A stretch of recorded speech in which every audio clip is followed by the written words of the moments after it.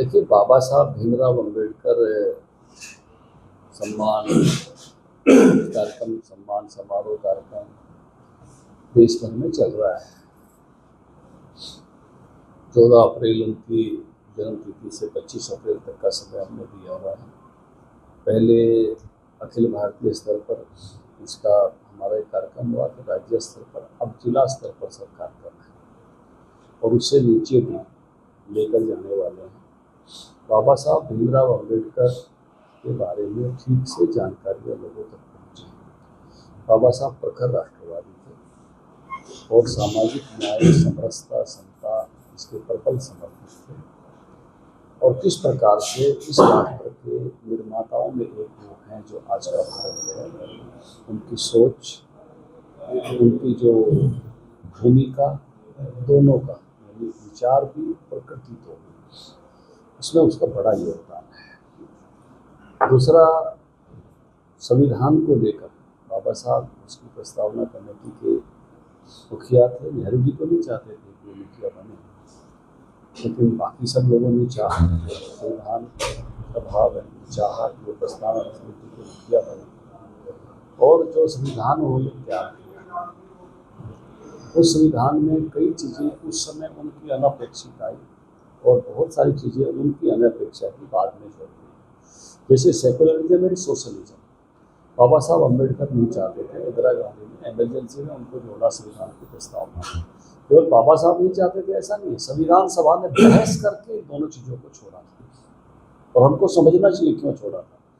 उस समय का तर्क ये था कि सोशलिज्म एक टाइप की पॉलिटिक्स है, एक टाइप की इकोनॉमी है, देश को खुला छोड़ना चाहिए। देश कितनी तरह की इकोनॉमी पर विचार करता है या कितने प्रकार के अपने सुविचारित पॉलिटिकल सिस्टम को अडॉप्ट करके आगे चलता है। जो लोग सोशलिज्म और जिसको कम्युनिज्म को लेकर आगे बढ़े थे वो छोड़ गए, वो खड़े नहीं उस पर, जिनके प्रभाव में उन्हें उसका एक तरह से शॉर्ट रूप था, माइल्ड रूप था सोशलिज्म उस समय चल रहा है। और नेहरू जी चाहते थे इसको, लेकिन पूरी संविधान सभा ने सोशलिज्म शब्द को रिजेक्ट किया। उनकी बेटी इंदिरा गांधी ने जब सत्ता में इमरजेंसी लगाकर इसको देश पर थोपा।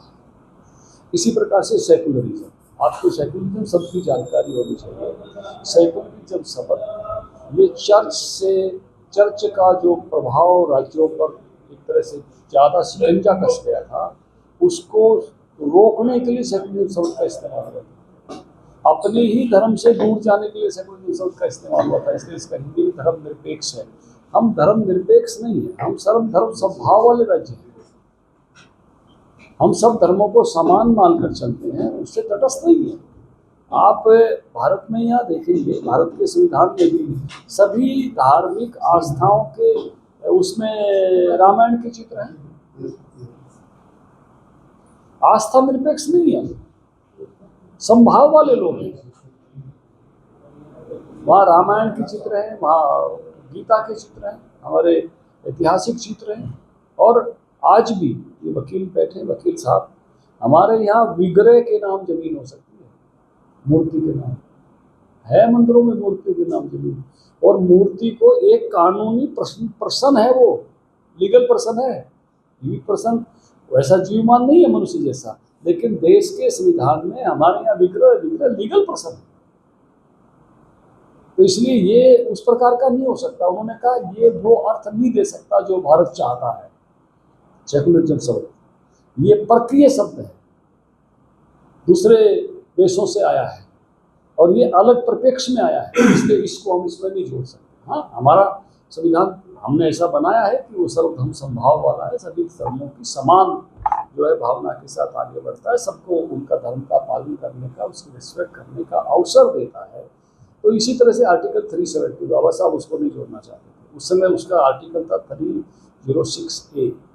उन्होंने कहा कि उन्होंने नेहरू जी ने इनको भेजा शेख अब्दुल्ला के पास, और उन्होंने जो लॉजिक दिए शेख अब्दुल्ला को, आप क्या चाहते हैं कि आपको अनाज हम दें, आपको सब खाने पीने की सामग्री हम दें, रेल हम दें, बिजली हम दें, सब सिस्टम हम दें, पैसा हम दें, संविधान आपका अपना दे दें, झंडा आपका अपना दे दें, प्रधानमंत्री का पद दे दें, ये तो हम नहीं कर सकते। यही तो दिया ना आर्टिकल 370 में कि आप प्रधानमंत्री नहीं, आपका अपना संविधान, आपका अपना झंडा और फैसिलिटेट सब भारत करे, संभव नहीं है। इसलिए उन्होंने मना किया। इसलिए ये सरकते सरकते 370 हो गया, 306 का। वो जिस दिन नहीं थे संविधान सभा में, उस दिन इसको पीछे से नेहरू जी ने पारित करा। बाद में भी बाबा साहब गए, डॉक्टर राजेंद्र प्रसाद थे जो संविधान सभा के अध्यक्ष थे, उन्होंने कहा इस पर टेम्परेरी लिखने का आदेश करना चाहिए। तो वो टेम्परेरी लिखा, तो आज टूटे बाबा साहब की इच्छा का आदर हुआ।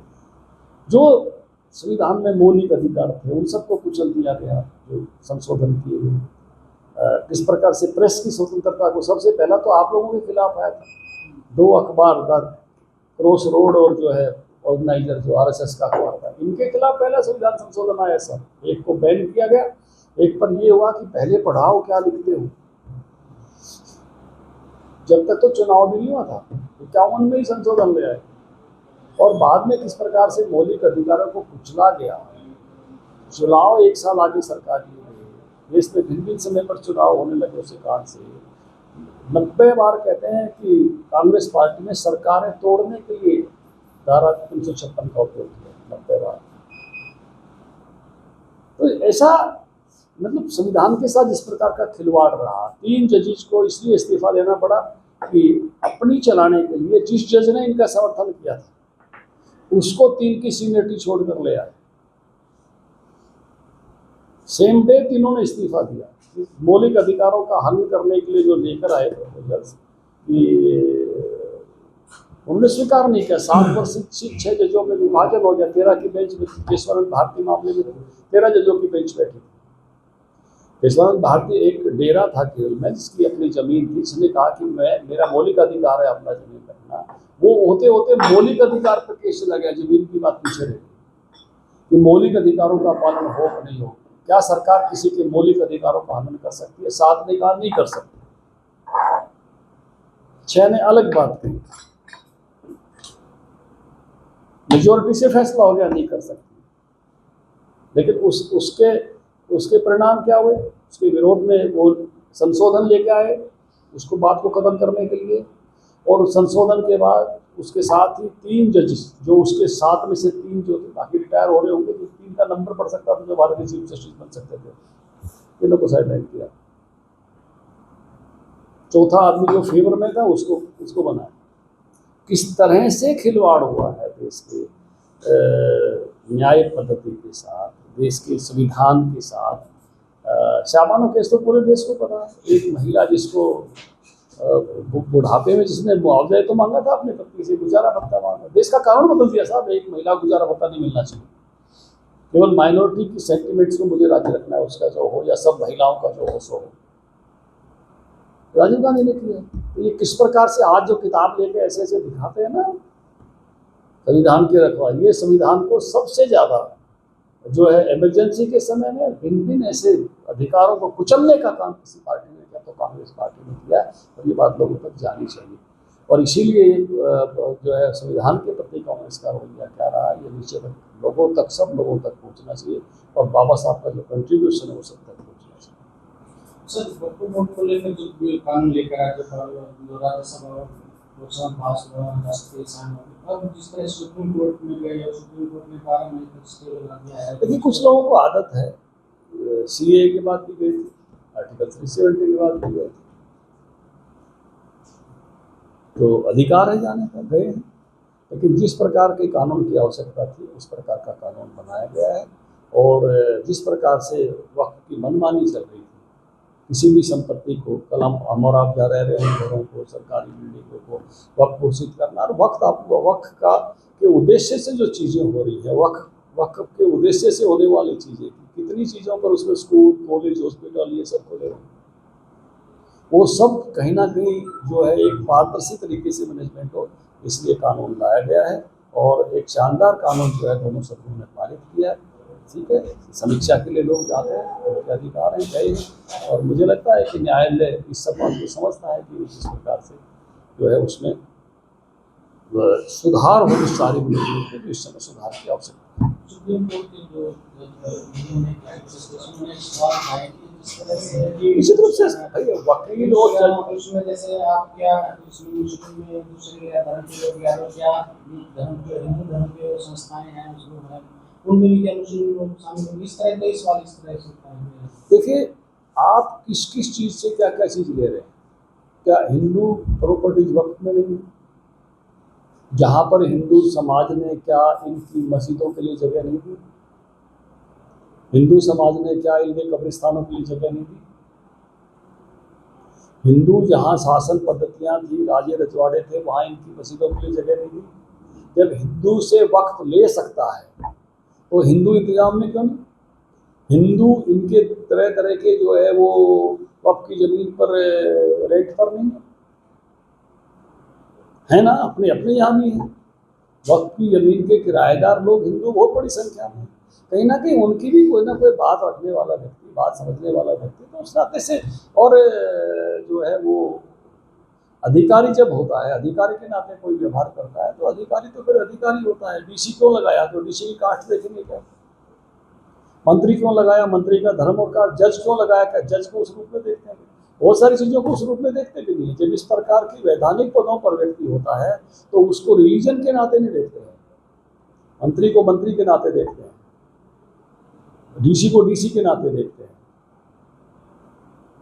ऐसे ऐसे स्थानों पर जब लोग होते हैं तो कई बार उनको केवल इस नाते से नहीं देखा जाता कि भाई जो है सेक्रेटरी को अपॉइंट किया है, डिप्टी सेक्रेटरी अपॉइंट किया, भाई कोई भी हो सकता है। उस समय वो अधिकारी है, वो ये वे सोच कर नहीं बैठता है वहाँ कोई बेंचेज में मिक्स होकर जजेस बैठते हैं, कोई ये सोचकर थोड़ी बैठते हैं कि वो उस समय अपना रिलीजन लेकर नहीं बैठते हैं। हाँ, उनके लिए रिलीजन अपने घर की पूजा पद्धति तक सीमित है। लेकिन पिछले बंगाल में जो हिंसा हो रही है, ममता बनर्जी ये कह रही है कि हम इसको लागू नहीं करेंगे। देखिए, बहुत ही दुर्भाग्यपूर्ण है और सारा देश उससे आहत है। हम सब टीवी पर और उन जिस ढंग से देख रहे हैं, कंट्रोल नहीं हो रहा है। वहाँ के राज्यपाल ने भी, महिला आयोग ने भी, सब ने उस पर कंसर्न जताया। कर्नाटक के जो राज्यपाल थे उनकी सरकार के फैसले से भी जो है रोके हुए थे, सुप्रीम कोर्ट ने कि राज्यपाल ऐसे नहीं कर सकते। वहीं दूसरी तरफ राष्ट्रपति गणपति ने कहा कि सुप्रीम कोर्ट जिस तरह से चल रहा है मिसाइल है और उनके पास जो आर्टिकल है, इस तरह का जो आदेश राष्ट्रपति को नहीं दे सकते। इसका क्या मायने? क्या न्यायालय और जो शासन है क्या टकराव कर रहा है? देखिए, संविधान में सभी पदों के लिए अपना एक व्यवस्था बनाई है और देश के उपराष्ट्रपति ने उन्हीं व्यवस्थाओं के माध्यम से अपनी बात